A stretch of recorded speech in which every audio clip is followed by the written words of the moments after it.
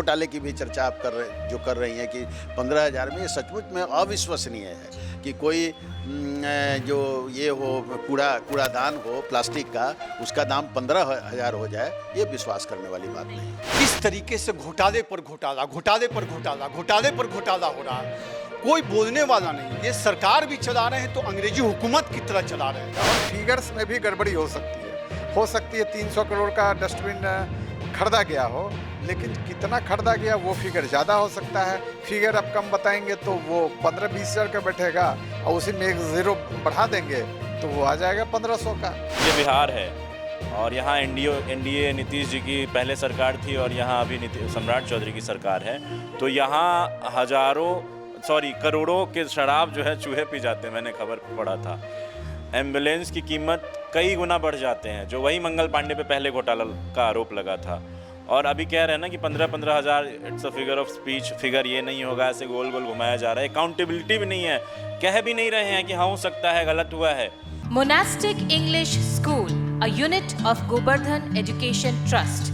सुंदर और आधुनिक स्कूल परिसर, अनुशासित मॉर्निंग असेंबली और विद्यार्थियों के सर्वांगीण विकास के लिए समर्पित वातावरण। हमारे 2 ब्रांचेस हैं। पहला ब्रांच मकसूदपुर मीनापुर मुजफ्फरपुर में और दूसरा ब्रांच शेखपुर अहियापुर मुजफ्फरपुर में। सीबीएसई से एफिलिएटेड नर्सरी से 12वीं तक की पूरी पढ़ाई एक ही कैंपस के अंदर मोनास्टिक इंग्लिश स्कूल में उपलब्ध है। अधिक जानकारी के लिए संपर्क करें सी चौधरी 8292253617 और जी कुमार 9031194223। नमस्कार, आप देख रहे हैं फर्स्ट लुक बिहार और मैं हूं निशा श्री। और ये जो पूरा अभी समय है, अभी से हम आज़ादी का अमृत महोत्सव तो मना ही रहे हैं, साथ ही साथ बापू के 100 वर्ष जो जन्म शताब्दी है उसके 100 वर्ष पूरे होने की भी एक जो है उत्सव का माहौल, जिसमें कि हम बापू के विचारधारा को जो है वो अपनाते हैं, प्रमोट करते हैं। बापू यानी कि महात्मा गांधी, और हम उनको बापू क्यों कहते हैं? क्योंकि वो देश को इस तरह से सोचते हैं, देश के बारे में जिस तरह से एक अभिभावक जो है वो देश के बारे में सोचता है। और जब बापू के बारे में बात करते हैं और बापू की आर्थिक व्यवस्था या घर कैसे चलाया जाना चाहिए, जो हमारे देश की जो स्थिति है उसमें कैसे चलाया जाना चाहिए, तो एक उसका उदाहरण देना चाहूँगी कि वो कहते हैं कि अगर कोई व्यक्ति घी खाने की औकात या हैसियत रखता है तो सरसों तेल उन गरीब लोगों के लिए छोड़ देना चाहिए जो घी नहीं खरीद सकते। सोचिए, ऐसे देश के रहने वाले हैं हम लोग। और इस देश में जब स्वच्छता अभियान की बात चली तो बापू के ऐनक को जो है वो चिन्ह बनाया गया कि बापू अपने नज़रिए से देख रहे हैं, क्योंकि एक स्वच्छ समाज बनेगा वहीं पर एक स्वच्छ जो है वातावरण जो है वो विकसित होगा। आज ये स्वच्छता, महात्मा गांधी, इन सब की भूमिका क्यों बना रही हूँ आपके सामने? क्योंकि बिहार जो कि एक गरीब राज्य, बीमारू राज्य की श्रेणी में गिना जाता है, वहाँ स्वास्थ्य विभाग में 300 करोड़ रुपए के डस्टबिन घोटाले का मामला जो है वो सामने आ रहा है। सोशल मीडिया पे अलग अलग माध्यमों से इसके बारे में चर्चा हो रही है। चर्चा ये हो रही है कि स्वास्थ्य विभाग में जो डस्टबिन खरीदाया गया है वो एक डस्टबिन की कीमत लगभग 15,000 रुपये है। बापू के देश में, एक बीमारू राज्य में क्या 15,000 रुपये का डस्टबिन खरीदा जाना चाहिए? इसी विषय पर आज हम बातचीत करने के लिए एक पैनल को हमने बुलाया है। चलिए सबसे पहले उनसे आपका परिचय करा दें। हमारे साथ हैं राजनीतिक विश्लेषक प्रोफेसर अरुण कुमार सिंह, हमारे साथ हैं राजद के नेता वसीम अहमद मुन्ना जी जो कि आरजेडी के राष्ट्रीय प्रवक्ता हैं, सह राष्ट्रीय महासचिव अल्पसंख्यक प्रकोष्ठ के हैं। अमिताभ जी हैं, वरिष्ठ नेता हैं भाजपा के। आनंद कौशल जी हैं, यूथ कांग्रेस के नेता हैं। और हमारे वरिष्ठ पत्रकार रविंद्र कुमार सिंह जी हैं। बातचीत की शुरुआत हमारे राजनीतिक विश्लेषक प्रोफेसर अरुण कुमार सिंह से ही करेंगे, जो कि एक गांधीवादी विचारधारा के भी द्योतक हैं। क्या कहेंगे ये बिहार डस्टबिन घोटाला के बारे में? देखिए, ऐसा है कि एक जिस घोटाले की आप चर्चा कर रही हैं उसको सोशल मीडिया पर हम लोगों ने भी देखा है, लेकिन आप रोज़ अखबार में देख रही होंगी कि कहीं ना कहीं लोग पकड़े जा रहे हैं। कहीं इंजीनियर्स पकड़ा जा रहा है, कहीं स्वास्थ्य विभाग का कोई आदमी पकड़ा जाता है। और इस तरह से जितने भी विभाग हैं उसके छोटे से बड़े पदाधिकारी तक लोग पकड़े जाते हैं। और छोटे पदाधिकारियों के यहाँ भी करोड़ों करोड़ की संपत्ति, ज़मीन के कागजात, ये सब मिलते रहते हैं। निश्चित रूप से कोई अब नई बात यहाँ पर भ्रष्टाचार के संबंध में कोई नई बात नहीं रह गई है।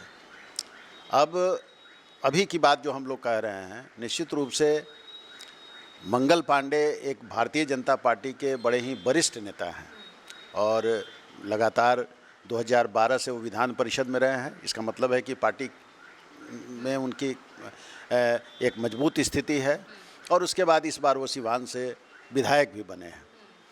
विधायक बनने के बाद से, उसके पहले भी मंत्री थे वो, विधायक बनने के बाद भी मंत्री हुए। जब रिसफल हुआ, और रिसफल इन द सेंस कि जब वो नीतीश कुमार जी राज्यसभा में चले गए और बीजेपी के सम्राट चौधरी जी आए, उस मंत्रिमंडल में उनको स्थान नहीं मिला। उस समय बहुत तरह की बात आई थी। आपने देखा होगा कि प्रशांत किशोर ने जब 2025 के चुनाव में जब चर्चा आई थी तो उसमें सबसे पहले इन्हीं पर भ्रष्टाचार का आरोप लगाया था। ये अलग की बात है कि बाद में वो बिल्कुल चुप हो गए थे। तो एक भ्रष्टाचार की बात जो है सो कोई बिहार में, या हम तो ये भी कह सकते हैं कि देश की भी बात अगर ले लें तो देश में भी ये तो है, लेकिन आप ही बताइए ना, आप तो गांधी विचारधारा के द्योतक हैं। गांधी के देश में 15,000 रुपये का डस्टबिन खरीदाया जा सकता है? देखिए, ऐसा है कि गांधी ने तो बराबर ये कहा था कि साध्य कितना भी पवित्र क्यों ना हो, साध आपके बहुत अच्छे हो सकते हैं, एम आपका बहुत अच्छा हो सकता है, लेकिन साधन की पवित्रता पर गांधी ने जोर दिया कि जिस साधन के द्वारा आप उस साध्य को प्राप्त करना चाहते हैं वो पवित्र होना चाहिए।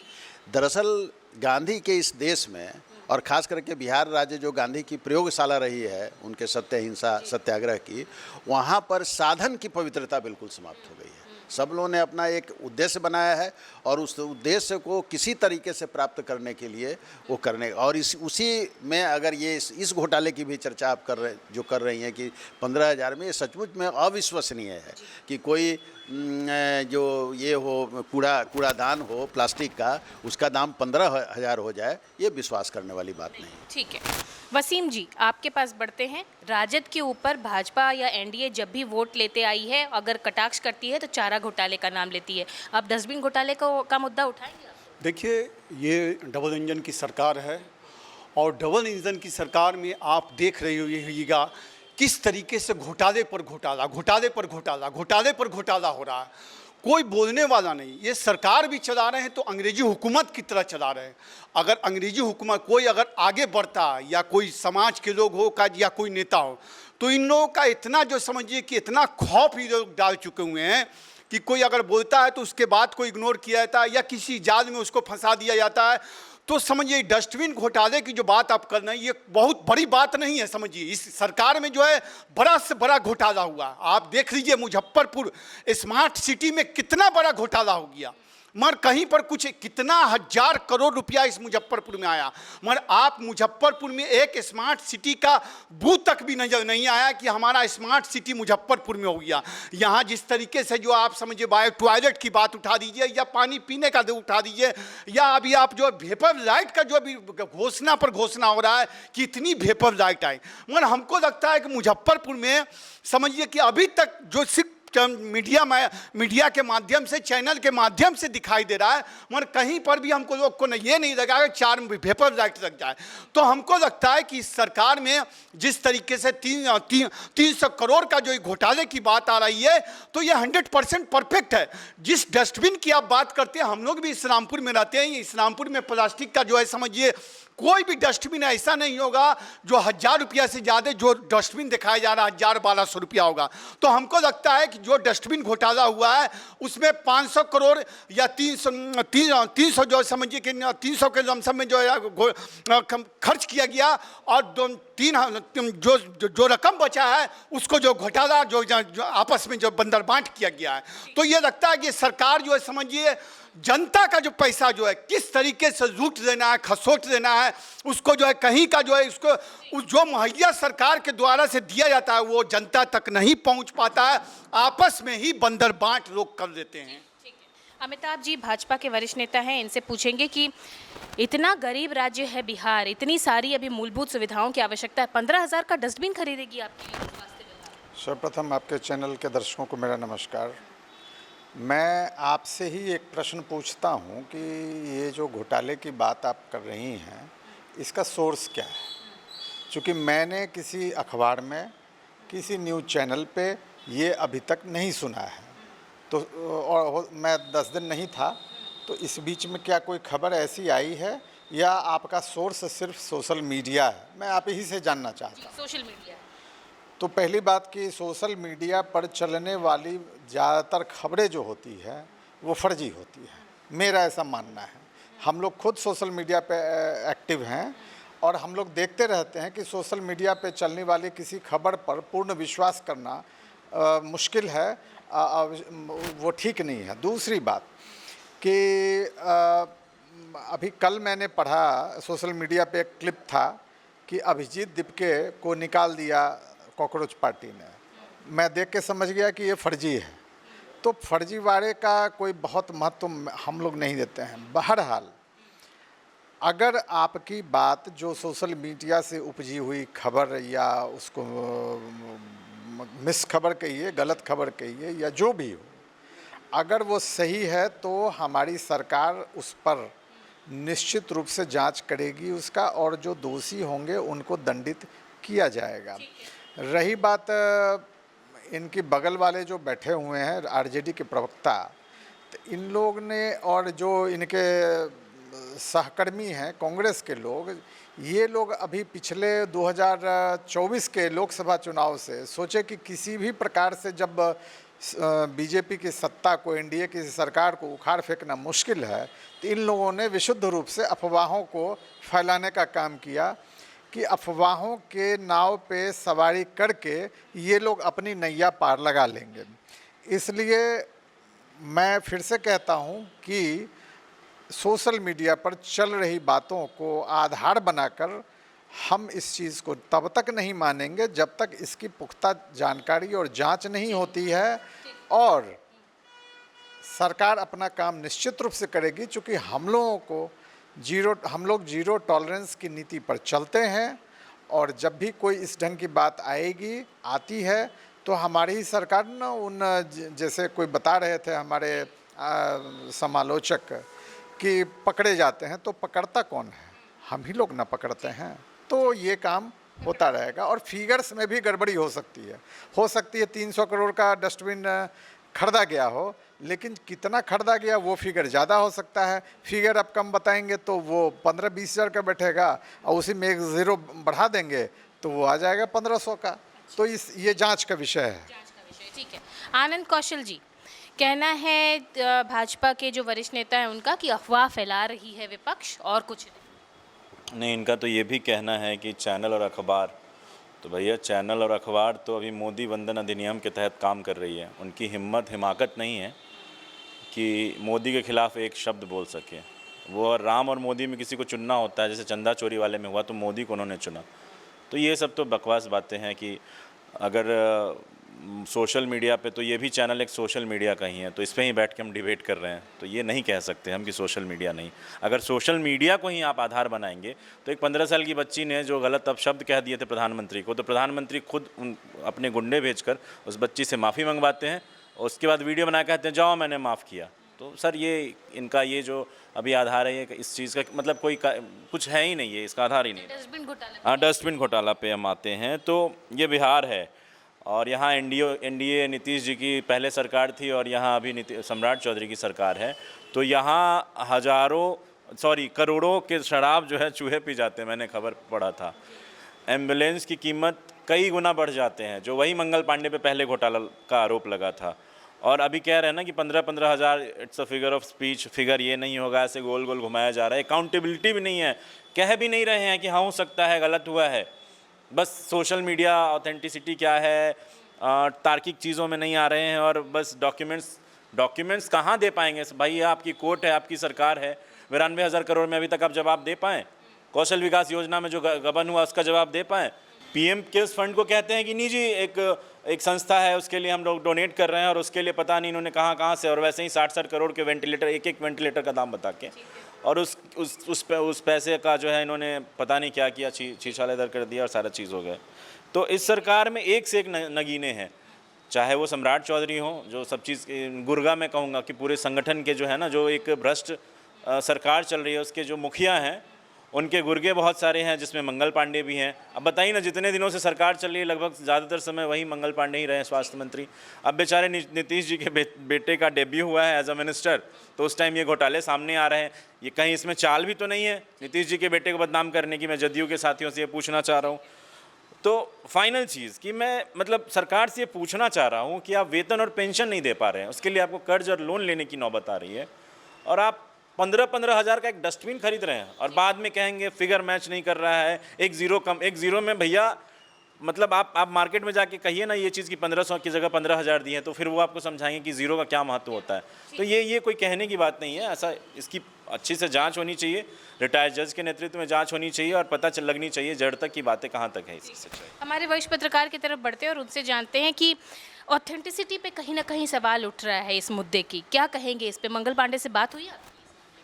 जी, जहाँ तक डस्टबिन घोटाले की बात आ रही है तो हम सोशल मीडिया के माध्यम से ही देखे हैं, जो जानकारी मिली है उसमें यह बताया जा रहा है कि 15,490 रुपया में एक डस्टबिन की खरीद हुई है और उस पर अलग से जीएसटी 18% होगा, तो लगभग 18,000 के आसपास में एक जीएसटी की खरीद हुई है।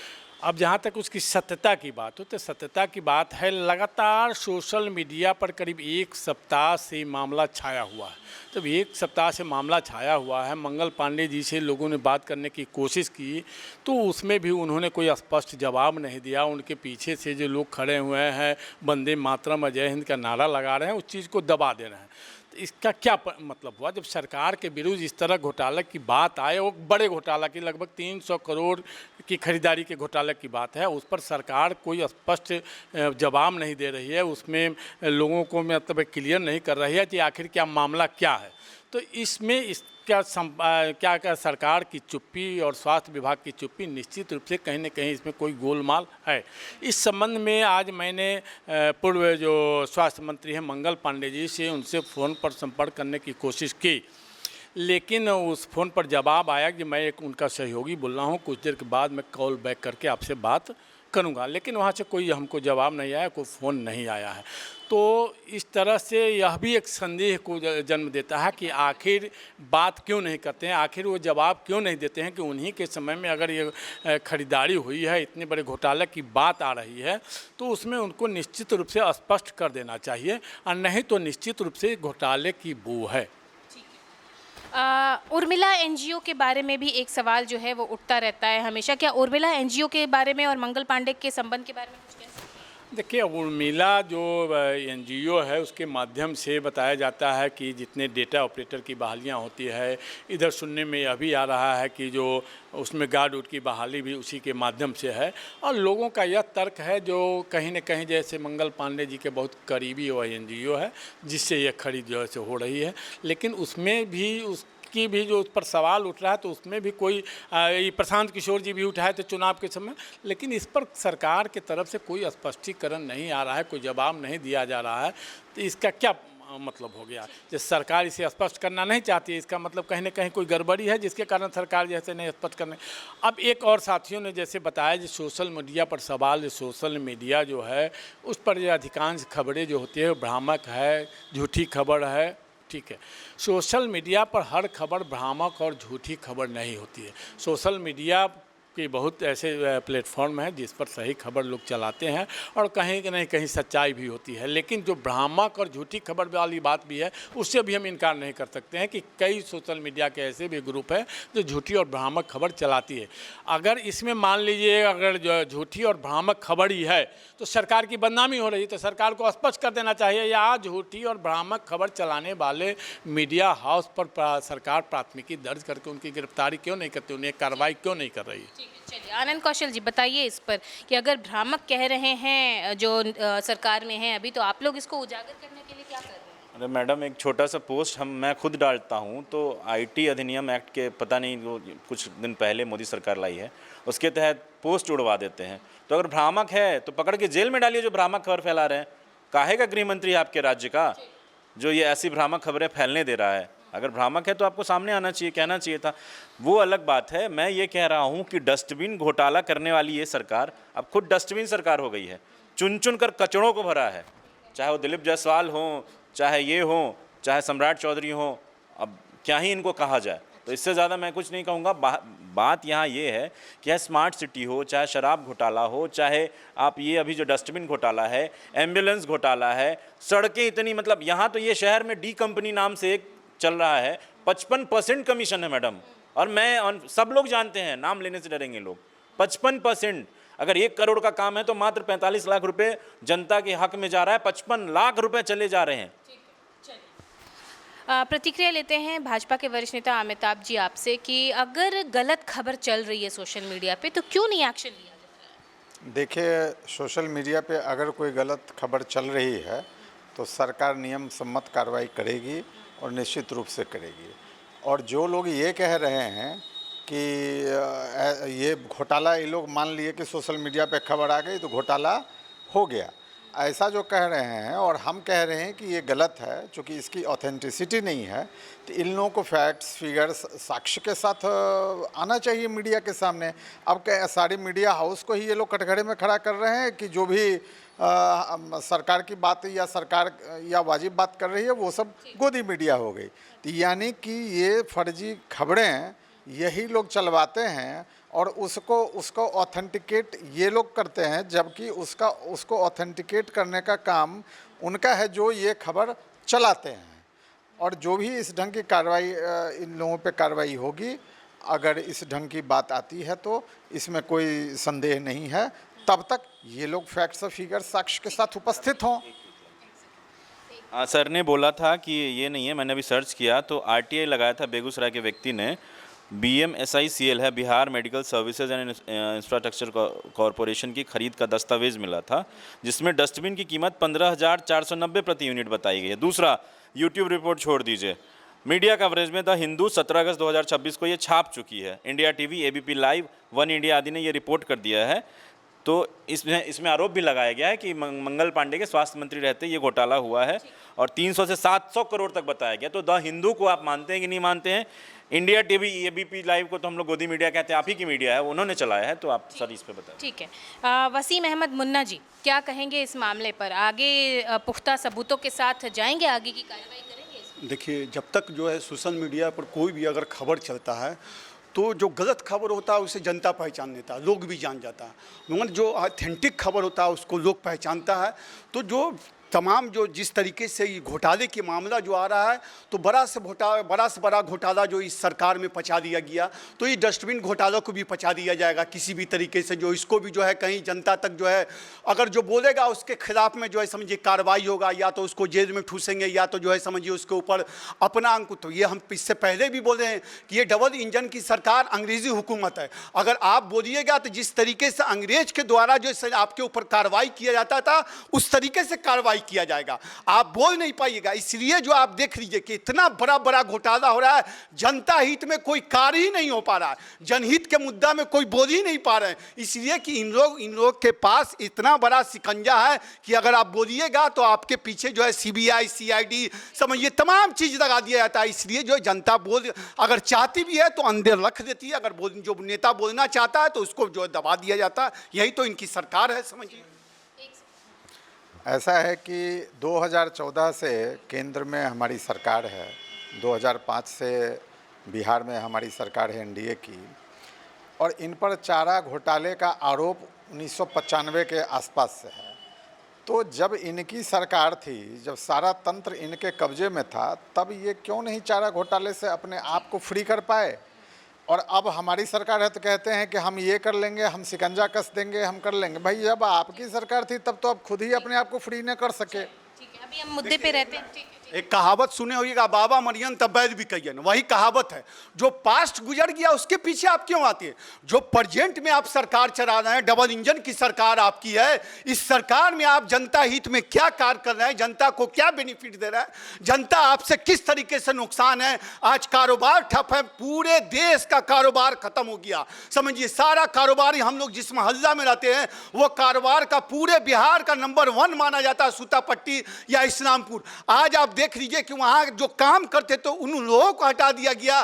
जो दुकानदार है, अपनी मां बहनें, अपने लोग खड़ा होकर के वहां दुकानदारी कर रहे हैं, जबकि तमाम बिहार से लोग उस सूतापट्टी में या इस्लामपुर में लोग आया करते थे। मगर इस सरकार में तमाम चीज खत्म हो गया। चलिए, कंक्लूडिंग स्टेटमेंट के लिए प्रोफेसर अरुण कुमार सिंह से पूछते हैं कि क्या कहेंगे, पूरे हर किसी की बात सुनी आपने, क्या लगता है अब इस मामले में क्या हो? देखिए, हम आपको थोड़ा पीछे ले जाना चाहते हैं। जिस समय श्रीमती इंदिरा गांधी इस देश की प्रधानमंत्री थी और उनसे भ्रष्टाचार के बारे में सवाल हुआ था और उन्होंने बड़े स्पष्ट शब्दों में कहा था कि it is a global phenomena, यानी कहा था कि अंतर्राष्ट्रीय स्तर पर भी आप देखिएगा तो भ्रष्टाचार है। दरअसल भ्रष्टाचार को लीगलाइज्ड, जो राजनीति में लीगलाइज्ड हुआ वो एक तरह से, वो उसी दौर में लीगलाइज्ड हुआ। आज़ादी के बाद बहुत दिनों तक आप देखेंगे कि भ्रष्टाचार के आरोप बहुत इक्के दुक्के लगे थे और जिन पर लगे थे उन्होंने तुरंत इस्तीफ़ा भी किया था। लेकिन बाद में आकर एक तरह से ये परिपाटी सी बन गई है और इसमें सभी दल, जो जितने भी लोग जो यहाँ सम्मानित लोग बैठे हुए हैं, वो सभी दल कभी न कभी सत्ता में रहे हैं, सरकार में रहे हैं, आज भी हैं। किसी दूसरे प्रांत में है, कोई कभी ज़्यादा है, किसी की कम ताकत है, लेकिन कोई भी आदमी ऐसा नहीं है जो भ्रष्टाचार से अछूता हो। इसलिए निश्चित रूप से इस पर एक नेशनल डिबेट होना चाहिए। और मैं बड़ा आश्चर्य हमको होता है कि लोकसभा में या विधानसभाओं में बहुत सारी बातों पर चर्चा होती है, लेकिन अब भ्रष्टाचार पर चर्चा नहीं होती है। यानी अब इसको मान लिया गया है कि it is a way of life.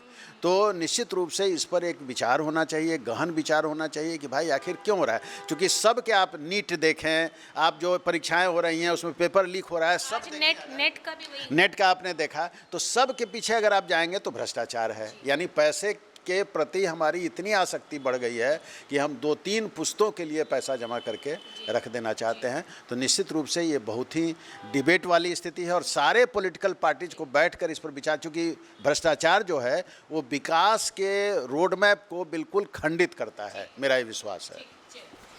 तो सुना आपने कि जितने भी आज यहाँ पे लोग बैठे हैं, सबके तरफ से भ्रष्टाचार एक बहुत बड़ा मुद्दा है। और बिहार जैसे राज्य में जहाँ पे भरत तिवारी बाढ़ पीड़ितों की मूलभूत जो है सुविधाओं के लिए जो है वो अपना एक तरह से हम कह सकते हैं कि उनके साथ जो कुछ भी हुआ, उनकी जान चली गई, उस जगह पर डस्टबिन अगर इस कीमत की खरीदी जा रही है तो ये एक बड़ा मुद्दा है। और अगर इसमें बात कुछ और है तो सरकार सामने आए, अपने बात को स्पष्ट करे।